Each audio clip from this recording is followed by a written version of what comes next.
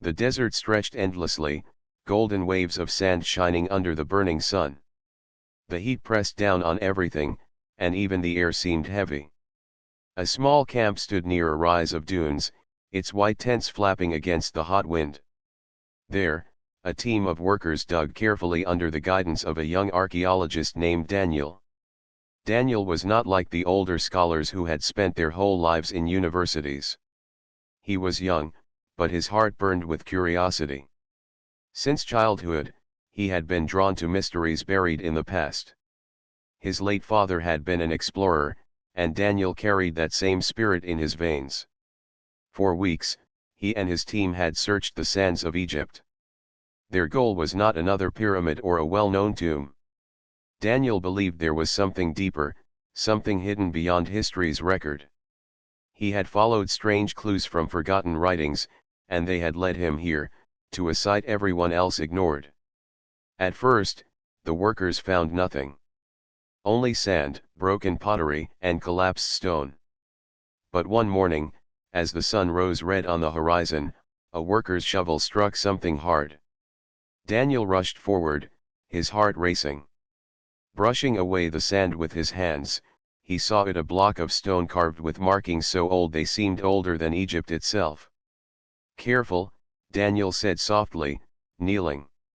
His fingers traced the lines. They were not simple carvings. They glowed faintly, as if the stone held a memory of fire within. The team worked for hours, uncovering more of the stone. Soon a doorway appeared, sealed with heavy slabs. The sand had buried it for countless ages, but the doorway still stood strong. Daniel felt his breath catch. Myra, his closest partner and a skilled linguist, joined him. She was calm where Daniel was restless. Together they made a balanced team. Myra leaned close to the carvings, brushing dust away with care. "These are not normal hieroglyphs," she said quietly. "They are older. And some are not Egyptian at all." Daniel's eyes widened. "You see it too? This isn't just a tomb. It could be something no one has ever recorded."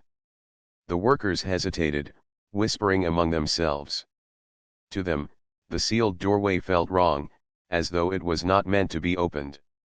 Some spoke of curses, others of restless spirits. But Daniel pressed forward. He believed knowledge was stronger than fear. With ropes, tools, and sheer determination, the team worked to shift the stone slabs. The ground trembled as the final slab fell aside, and a cool breath of air escaped the dark within. It smelled of dust and age, but also something sharper, almost metallic. Torch in hand, Daniel stepped into the passage. The walls shone faintly, as though dusted with stars. Symbols glowed softly in lines across the stone, pulsing with a strange rhythm. The deeper he walked, the more his heart pounded. At last the passage opened into a vast chamber. Daniel stopped in awe. The chamber was unlike anything he had seen in Egypt. Shelves of stone stretched high, holding tablets made not of clay or papyrus but of metal and crystal. Some floated slightly above their rests, humming with a faint sound. "It is a library," Myra whispered, stepping beside him. Her voice echoed softly against the walls. "A library for the dead." Daniel raised his torch higher. Along the floor, carvings spread like rivers, leading to a central pedestal. On that pedestal rested a single tablet larger than the rest. Unlike the others, it was written in human words, clear and sharp. Daniel's breath caught as he read the first line. "To those who come after, know this, the Pharaoh of stars shall rise again." Myra looked at him, her eyes wide. "Pharaoh of stars? That is not any name from our history." Daniel read further, his voice trembling. "He was not of this world. He commanded armies across the heavens. He sought to make earth his own. This place is his record, and his warning." A silence hung over the chamber. The workers who had followed them inside crossed themselves or whispered prayers. Even Myra stepped back, shaken by the words. Daniel, however, felt both fear and wonder. The idea seemed impossible, yet the glowing carvings and strange tablets told their own truth. This was not the work of human hands alone. It was older, greater, and far beyond the reach of ordinary kings. He ran his fingers across the pedestal, tracing the symbols carved around the warning tablet. The symbols shifted under his touch, as though alive. For a moment, the chamber itself seemed to breathe. Lights moved across the walls, forming shapes of stars, ships, and battles. The workers fled in terror, but Daniel stood frozen, his eyes locked on the visions. He saw vast fleets in the night sky, towering figures crowned with light, and humans kneeling in chains before them. Then the visions faded, and silence returned. Myra placed a hand on his arm. "Daniel, this is too much. If this is true, it could change everything we know about history." Daniel nodded slowly. His voice was steady now.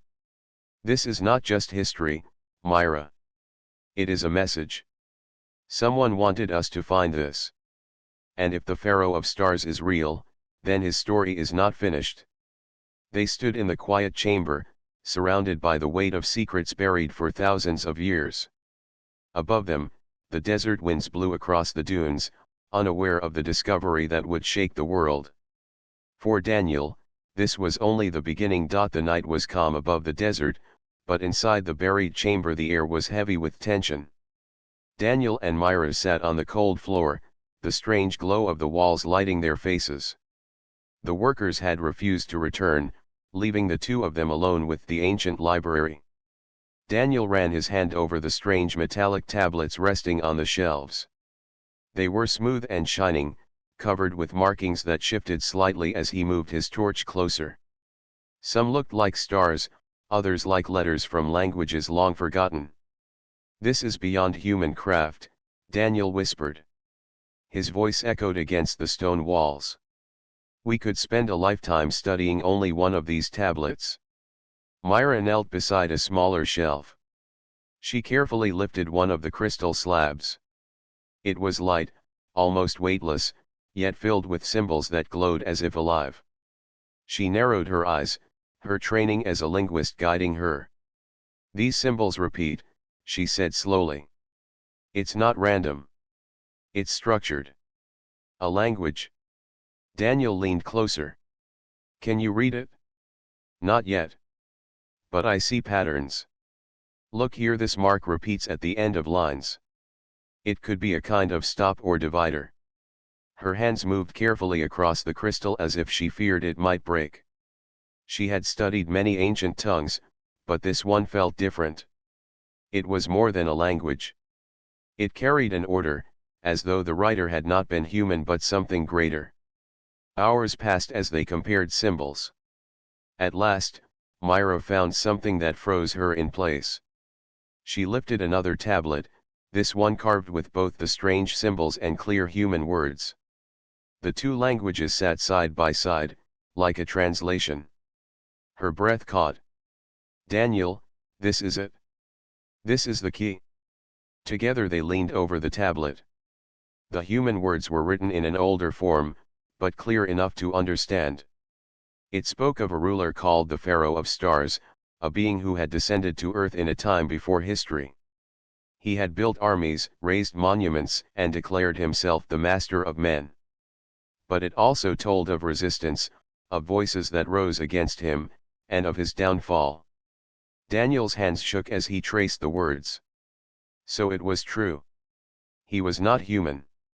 Myra nodded. And he ruled not just here, but worlds across the stars. These records, they are his memory. Daniel looked around the chamber again. The shelves no longer seemed like simple storage. They were not tomb goods or sacred texts. They were archives, carefully preserved across ages.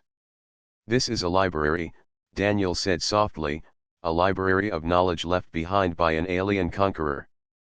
Myra turned the tablet to its final lines. Her voice lowered. "It also speaks of his fleet. Ships buried beyond the reach of time, waiting in silence. And it gives a map." Daniel froze. A map. She nodded. At the base of the tablet was a cluster of symbols arranged in patterns of stars. It was more than decoration. Myra had seen enough star charts in her studies to recognize it.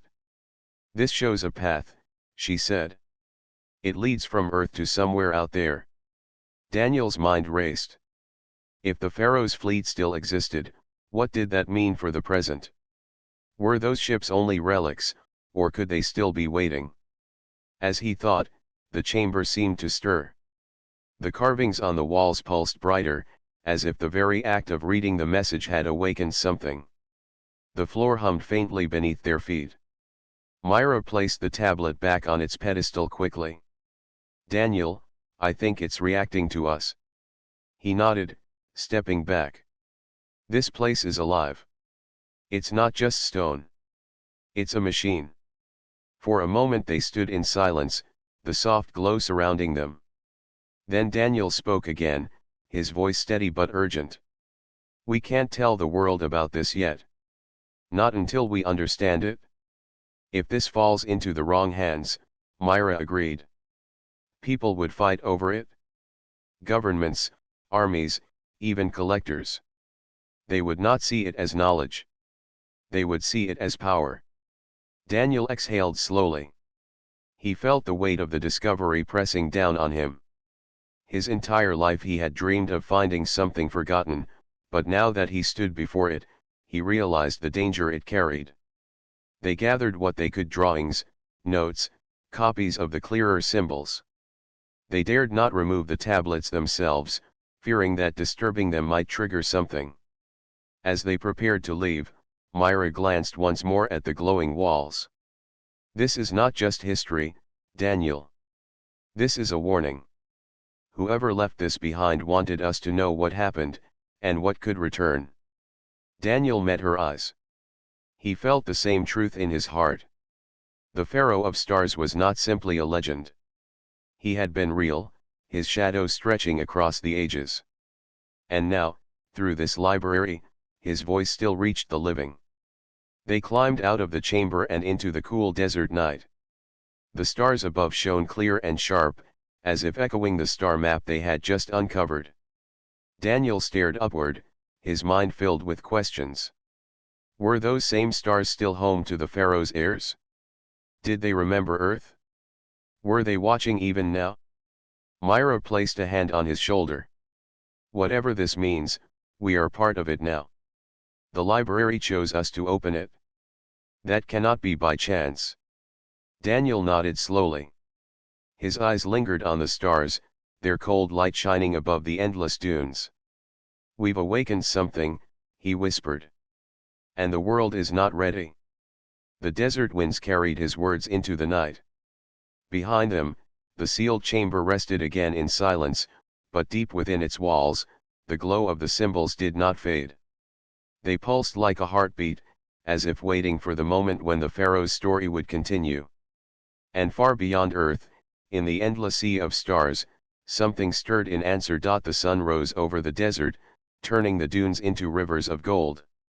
The camp looked peaceful from a distance, but inside Daniel's tent the atmosphere was heavy. Papers and sketches covered the table. Symbols copied from the glowing walls filled page after page. The star map Myra had traced was laid carefully in the center. Daniel studied the drawings with tired eyes. He had not slept. His mind was caught between wonder and fear.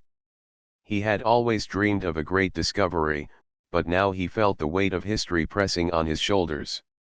Myra entered quietly with a tray of tea. She looked at him with concern. You have not rested all night, she said softly. Daniel rubbed his forehead. How could I? We found proof that an alien ruler once walked this earth. And if the fleet he commanded is still out there, waiting, his voice trailed off. Myra set the tray down and sat beside him. Her voice was calm, steady as always. We must think carefully. We cannot tell the world everything. Not yet. The wrong people would use this for power. Before Daniel could answer, the flap of the tent opened. One of the workers rushed inside, his face pale. "Sir," he stammered, "there are men outside the camp." "Armed men?" Daniel's stomach tightened. He and Myra hurried outside. Across the dunes, black vehicles approached. Dust rose behind them as they rolled closer, stopping just beyond the camp. A group of strangers stepped out. They wore desert clothing, but the rifles in their hands made it clear they were not simple travelers. At their center was a tall man with sharp eyes. He walked with confidence, scanning the camp before stopping in front of Daniel. "You must be the one they call Daniel," he said. His accent was thick but his English clear. "You have found something under the sands. We are here for it." Daniel forced his voice to stay calm. "This is a research site. You have no right to interfere." The man smiled faintly. "Everything in this land has a price. Knowledge, relics, even secrets. You cannot keep what you have found." Myra stepped forward. "We found history, not treasure. It belongs to humanity, not to thieves." The man's smile faded. He nodded, and his men spread through the camp, searching tents and equipment. Daniel's heart raced. If they discovered the notes or the drawings of the star map, the secret would be lost. Thinking quickly, Daniel slipped the most important papers into a leather bag and handed it to Myra. "Go," he whispered. "Hide these." Myra's eyes met his. She understood without another word. She slipped away through the back of the camp while Daniel remained, trying to stall. The tall man noticed her leaving. "Stop her," he ordered. But before his men could move, Daniel stepped in front of them. "Your fight is with me," he said firmly. The man studied him for a moment, then waved his men back. "Very well. But know this, young scholar, secrets cannot stay hidden. Whatever lies beneath the sand will belong to those strong enough to claim it." With that, he and his men climbed back into their vehicles and drove away, leaving the camp shaken and broken. When Myra returned, her face was pale but determined. "I hid the bag," she said. "No one will find it." Daniel let out a breath of relief. But his relief was short. He knew this was only the beginning. Word of their discovery had already spread. Others would come. That night, the desert seemed less silent. The wind carried strange echoes, almost like voices. Daniel lay awake, staring at the stars above. The star map burned in his mind, its symbols calling to him. He wondered if the Pharaoh's heirs truly still existed somewhere among those stars. The next morning, Daniel and Myra returned to the underground chamber. The workers refused to follow, so the two of them entered alone. The air inside felt different, heavier than before. The glowing symbols on the walls pulsed faintly, as though alive. They walked toward the central pedestal. The great tablet still rested there, glowing softly. Daniel placed his hand on its edge. The moment he touched it, the walls shone brighter, and the chamber filled with a low hum. Suddenly, shapes formed in the air above them. A vision, like a memory, filled the room. They saw tall figures crowned with light, leading armies across strange landscapes. They saw ships rising into the skies, their engines glowing like suns. They saw Earth as it had been long ago, humans kneeling before a figure dressed in gold and crowned with stars. Myra clutched Daniel's arm. "It is showing us the past." The vision shifted. They saw rebellion. Humans rising with weapons of stone and fire, refusing to bow. They saw the Pharaoh of stars striking them down with power that burned like lightning. And then, they saw something strange, a great crystal, pulsing with energy, shattering his command. The Pharaoh's ships fled, leaving Earth behind. Then the vision faded, and the chamber fell silent again. Daniel's voice was low. "They fought him. Our ancestors. They fought and drove him away." Myra nodded. "And the crystal, it was the key. It broke his control. That is why he left." Daniel stepped back, his heart pounding. The vision was more than history. It was a warning. The Pharaoh of Stars had been defeated once, but his power had not been destroyed. His fleet was still out there. Myra spoke softly. If his heirs return, they will come for Earth again. Daniel looked at her. Then we must be ready. Above them, the desert sky stretched wide and endless, but Daniel no longer saw it as empty. Somewhere beyond those stars, shadows were moving. Shadows of the past, returning to claim the future. The desert was quiet, but Daniel felt the weight of invisible eyes on him. After the vision inside the library, he could not shake the feeling that something had been set in motion. He and Myra sat near the fire that night, their faces lit by its glow, their thoughts heavy. Myra broke the silence first. The crystal we saw in the vision. It was not just a weapon. It looked like a key. Daniel nodded slowly. A key that broke the Pharaoh's power. If it still exists, then it may also be the only way to stop his heirs. He leaned forward, his eyes on the flames. The star map in the library pointed to a place under the Nile. It could be connected. Maybe the key is there. Myra frowned. The Nile has hidden secrets for thousands of years. If this key was left there, why has no one found it? Because it was not meant to be found, Daniel answered. Not until now. The fire crackled as they both sat in silence again. Above them, the stars shone bright and cold. Daniel thought of the fleets in the vision, their vast wings of fire, their command that had once made men kneel. His heart grew heavy, but at the same time, he felt a spark of determination. Humanity had resisted before. They could resist again. The next day, Daniel and Myra left the camp behind. They traveled north, following the Nile's long flow. Along the way, they disguised their notes and drawings, hiding the truth in plain sight. The fewer people who knew, the better. But even as they moved, Daniel sensed they were being followed. The tall man and his armed group had not given up. Days later, they reached the river. The Nile stretched wide and calm, carrying the weight of history in its waters. They hired a small boat and moved to a quiet stretch, away from towns and markets. Using the star map, Daniel searched the banks until he found a place where the lines of the chart matched the curves of the river. It was there, hidden under layers of stone and earth, that they found a sealed chamber. Unlike the desert library, this one was buried deep and hard to reach. Hours of digging finally revealed an opening. The air that escaped was cool, smelling of water and stone. Myra lit a lantern, and together they stepped inside. The walls were damp, covered with carvings that shone faintly in the light. Unlike the first library, this chamber was smaller, but the designs on the walls were more intricate. They showed rivers, stars, and strange machines.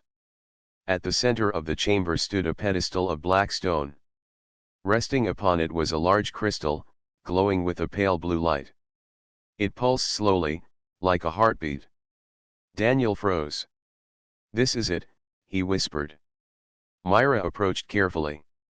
She felt the air vibrating softly, as if the crystal hummed with life. Her voice trembled. "It has been waiting all this time." Daniel reached out, but the moment his fingers touched the crystal, the chamber responded. The walls lit up, showing star maps, ships, and battles once again. A deep hum filled the air, and the river above seemed to tremble. Myra held her breath. "It's activating." Suddenly, the crystal blazed with light, and Daniel felt a rush of images in his mind. He saw humans of ancient times standing tall, their eyes glowing as they defied the Pharaoh. He saw the crystal amplifying their strength, breaking the chains of control that bound them. He felt their courage, their refusal to kneel. Daniel staggered back, gasping. "It's not just a key. It's a voice. It carries the will of freedom."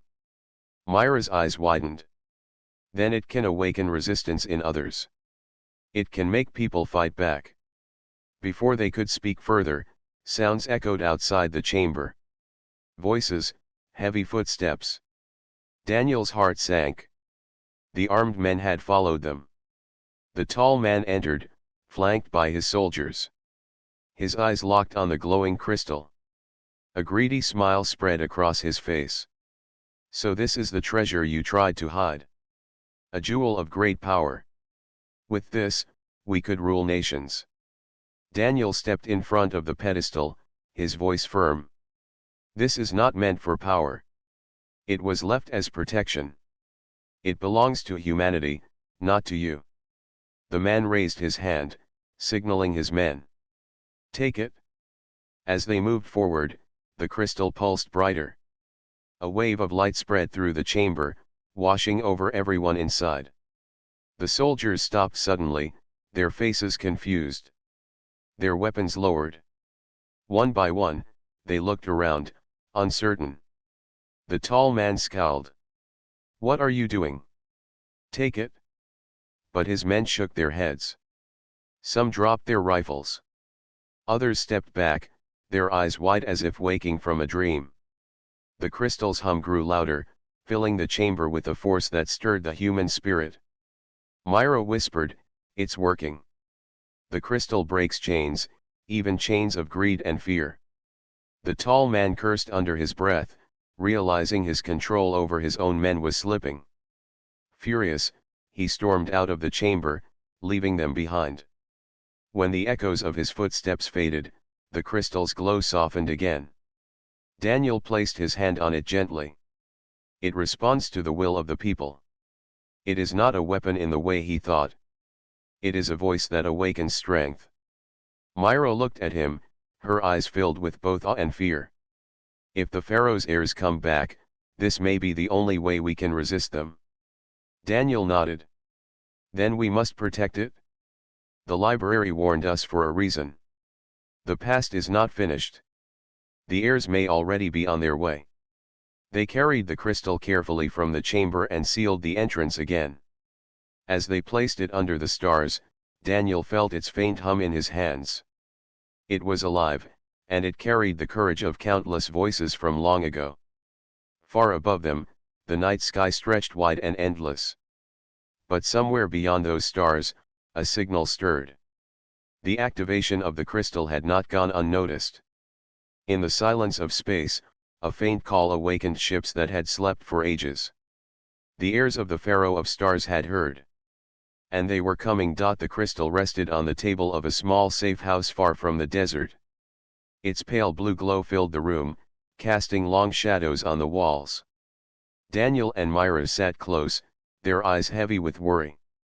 They had carried the crystal across the Nile and through quiet roads, hiding it from everyone. Yet both of them knew they were not hidden enough.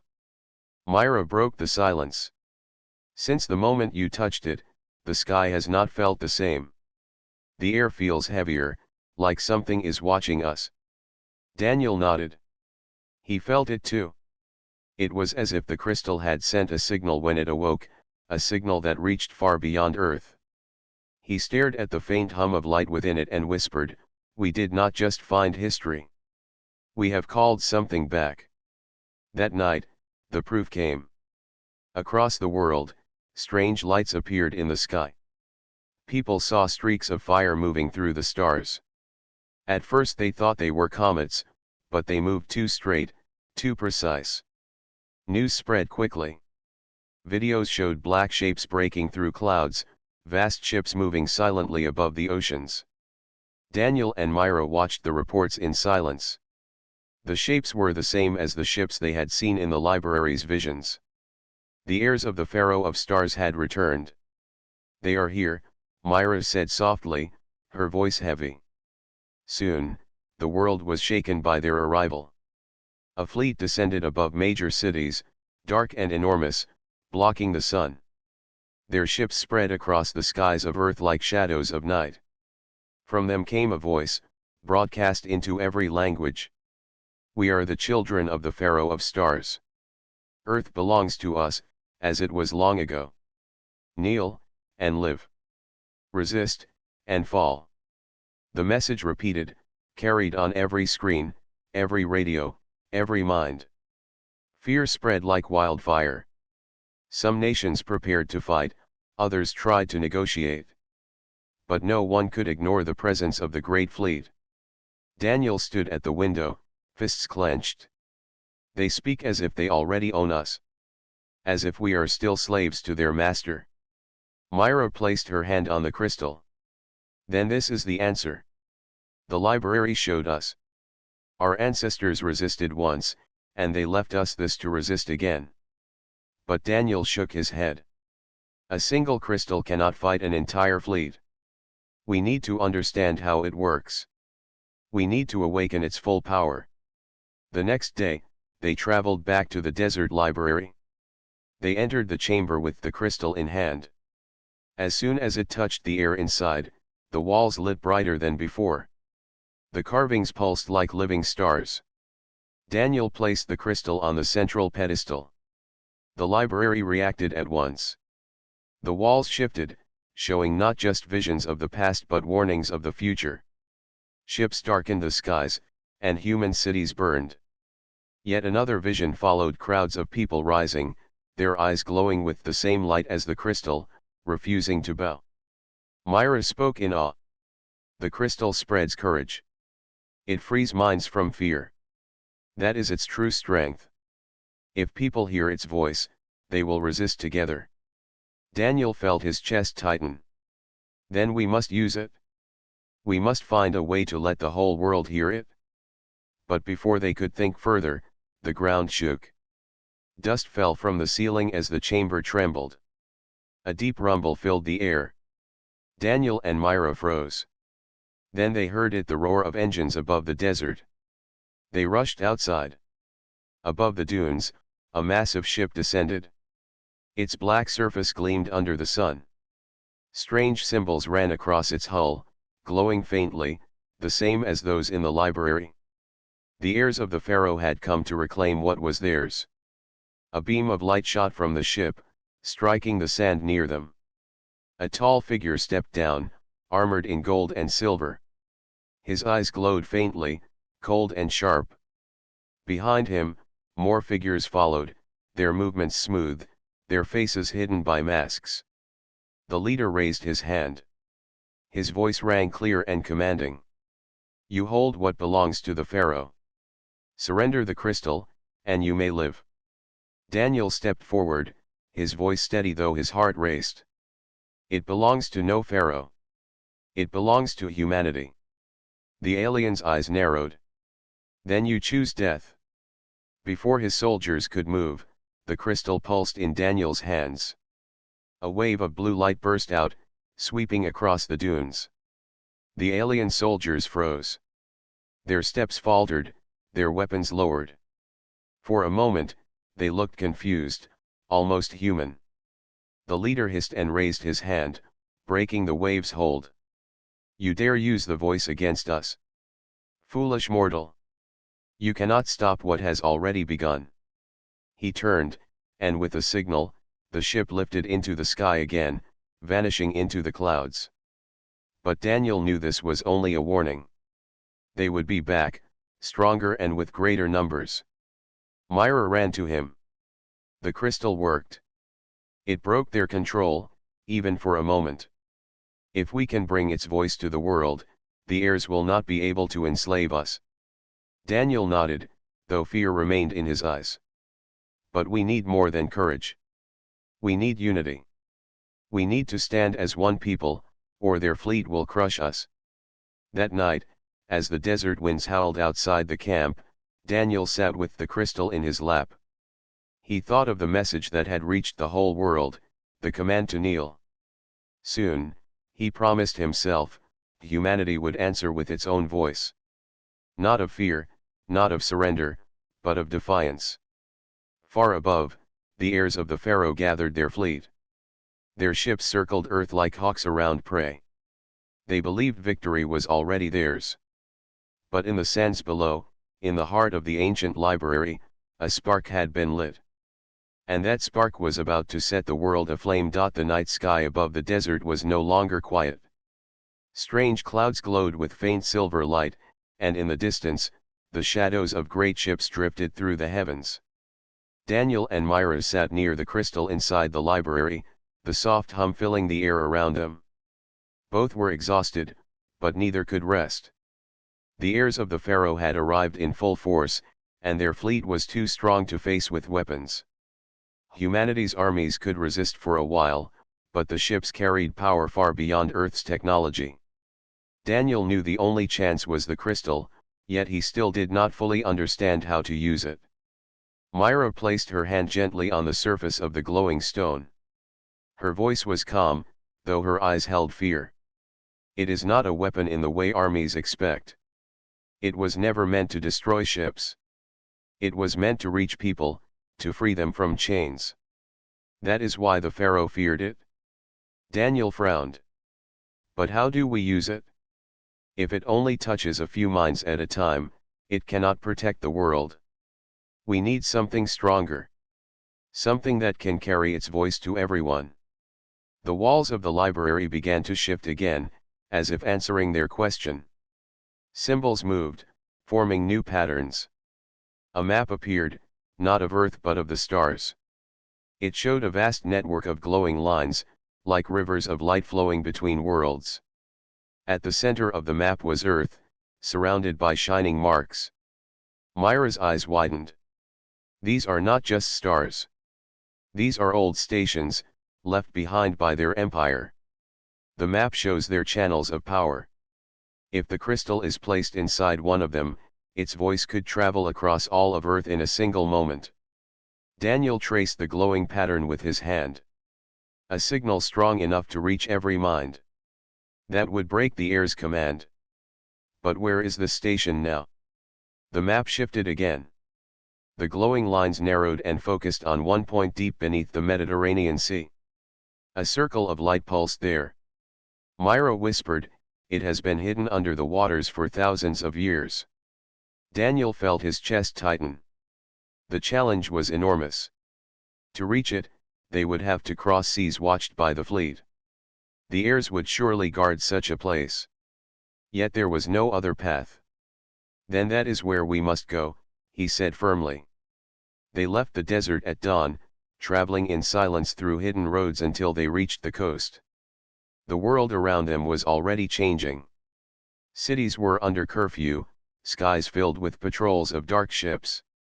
Broadcasts carried the heirs' commands: kneel, submit, obey. Yet Daniel also heard whispers among the people. Some had felt the strange courage from the crystal's first wave. They spoke quietly of resisting, of standing together. The spark was growing. At the shore, Daniel and Myra boarded a small vessel provided by allies who still believed in their mission. The boat moved across the waters as the sun dipped low. For a time, the sea was calm, but as night fell, the air thickened. Strange lights glimmered beneath the surface, as if the ocean itself held secrets. Myra leaned close to Daniel. "The library said the station is not dead. It is waiting. When we reach it, the crystal will wake it fully." Suddenly, the sea roared. A vast shadow rose from the waves, dark and sharp. It was a ship of the heirs, its hull glowing with the same golden marks as their leader's armor. Beams of light swept across the waters, searching. Daniel clenched his fists. They know. They are guarding the station. The vessel rocked as the ship above released drones into the water. Machines shaped like blades cut through the waves, their red eyes glowing. They swarmed toward the boat. Myra held the crystal high. It pulsed once, sending a wave of blue light across the sea. The drones froze, their lights flickering, their movements halting. Some sank into the waves, powerless. But the great ship above did not falter. A voice thundered down from the skies. "The crystal belongs to the heirs. Surrender, or be destroyed." Daniel shouted back, his voice carrying across the waves. "It belongs to humanity. You will never take it from us." The ship responded with a blast of energy, a beam that tore across the water, sending waves crashing. The boat nearly overturned. Myra gripped the crystal tightly, and once more it pulsed.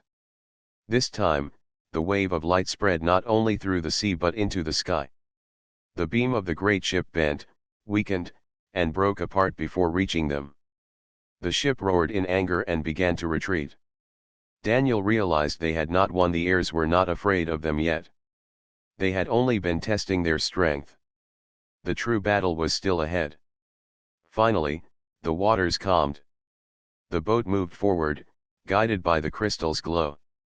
Hours later, they reached the place marked by the library. The sea suddenly grew shallow, and beneath the clear waters, they saw it, a great circular structure half buried in the ocean floor. Towers of stone and metal rose like broken teeth, covered in coral and weeds, yet still pulsing with faint light. Myra's eyes filled with awe. The station of voices. It still lives. Daniel nodded. Then this is where we awaken it. They dived into the water, carrying the crystal. As soon as they touched the ancient stone of the station, the waters shook. A deep vibration spread through the ocean, and light burst from the ruins. The towers rose higher, breaking through the surface. The sea foamed and roared as the structure awakened from its long sleep. Daniel placed the crystal in the center of a vast altar hidden beneath the waves. The moment it touched the stone, the entire station blazed with light. A sound filled the ocean, not noise but a voice, deep and powerful. It was not in any human language, yet every soul could understand it. The voice spread across the waters, across the skies, across every city of earth. People froze in their homes, their streets, their hiding places.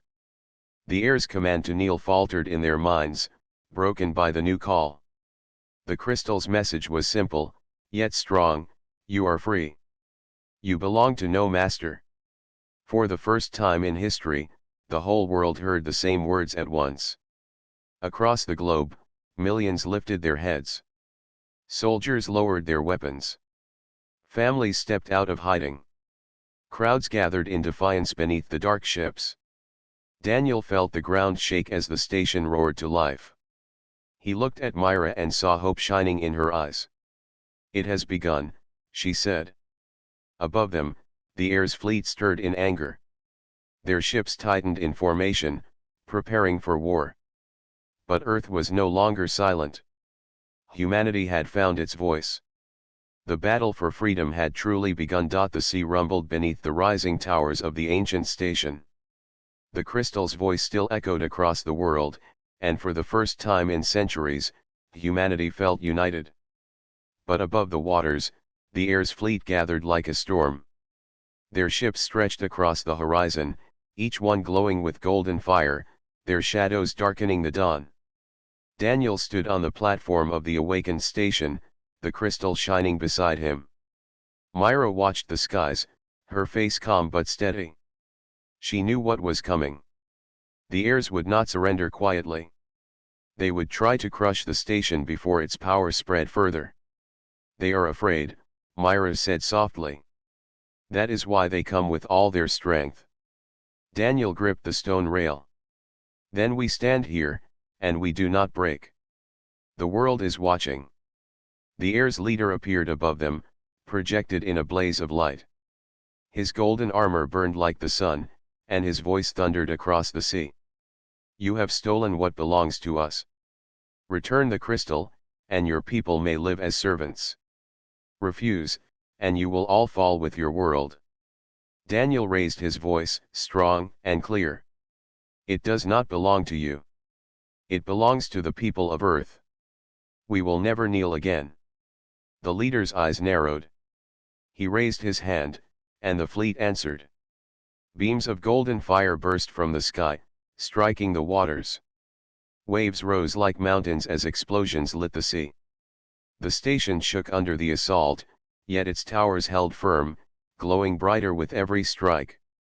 Myra touched the crystal, her voice steady. It is answering them. It is drawing strength not from weapons but from the people. All across Earth, men and women stood together. In cities and villages, deserts and mountains, they raised their voices against fear. Their courage poured into the crystal, and its light grew stronger. Daniel felt it surge through him. It was not just energy, but hope, binding millions of hearts together. The crystal turned that hope into a shield of light. The beams from the fleet bent, shattered, and vanished against the glowing barrier. The air's leader roared in fury. You think voices can stand against fire? We will show you the truth of power. He descended from the sky in a blazing vessel, landing on the station itself. The stone cracked under the weight of the ship, and from its gates poured soldiers clad in golden armor, their blades shining. They marched in silence, their steps like thunder. Daniel stood ready, though he had no sword. Myra lifted her hand, and the crystal pulsed again. The soldiers froze, their eyes flickering with doubt. Some staggered, some dropped their weapons. For the first time, they felt the voice of freedom in their minds. But the leader was different. His will was like iron, and he forced his men forward. Strike them down, he commanded, his voice heavy with power. The soldiers obeyed, though their steps faltered. The battle spread across the station. Waves crashed against the rising towers, the air thick with fire and smoke.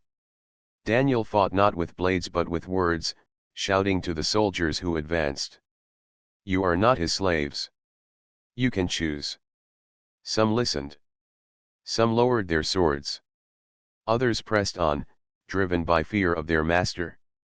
Myra focused the crystal, and each pulse freed more minds. Slowly, the golden army began to break apart. The leader, seeing his men fall away, charged forward himself. His armor glowed brighter than the sun, and in his hand was a blade of pure light. He struck at Daniel with terrible force. Daniel barely avoided the first blow, the stone floor shattering where the blade landed. He felt the heat of it burn across his skin. He had no weapon, only his will. Yet as the leader raised his sword again, Myra stepped between them.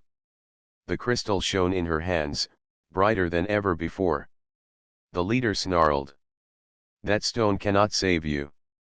Its voice will die when I crush it. He swung his blade, but the crystal answered.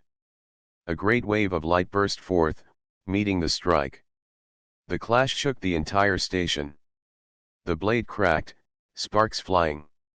The leader staggered back, his armor dimming. Daniel stood tall, his voice carrying over the roar of the sea. You built an empire on fear, but fear cannot hold against hope. Your time is over. The crystal pulsed again, stronger than ever. The station's towers blazed with light, sending streams of power into the sky. The shield expanded, not only around the station but across the world. The air's fleet struck again and again, but their beams broke apart like glass against the rising glow. Myra's voice rang clear. The library is no longer yours. The world is no longer yours. The people are free. The leader let out a final cry of rage and despair. His armor shattered, and his form dissolved into light, carried away by the power of the crystal. The remaining soldiers threw down their weapons, no longer bound. The fleet above began to scatter, their ships turning and retreating into the dark of space. The sea grew calm. The skies cleared.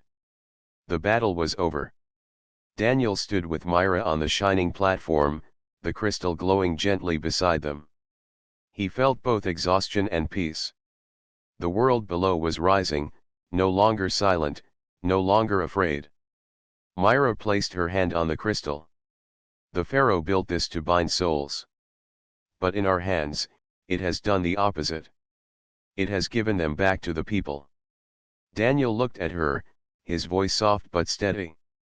Then we did what we came to do. We ended the Pharaoh's shadow. The towers of the station began to sink slowly back beneath the waves, their task complete. Only the crystal remained, resting between Daniel and Myra. Its light dimmed, no longer needed to shield, only to remind. Across earth, people gathered, speaking freely, no longer whispering in fear. The air's empire was broken, and the library of the dead was now only a memory. Daniel and Myra knew their journey was not finished. There would be rebuilding, healing, and the work of shaping a new world. But for now, they stood together on the shore as the sun rose. The first dawn of freedom had come, and it belonged to humanity.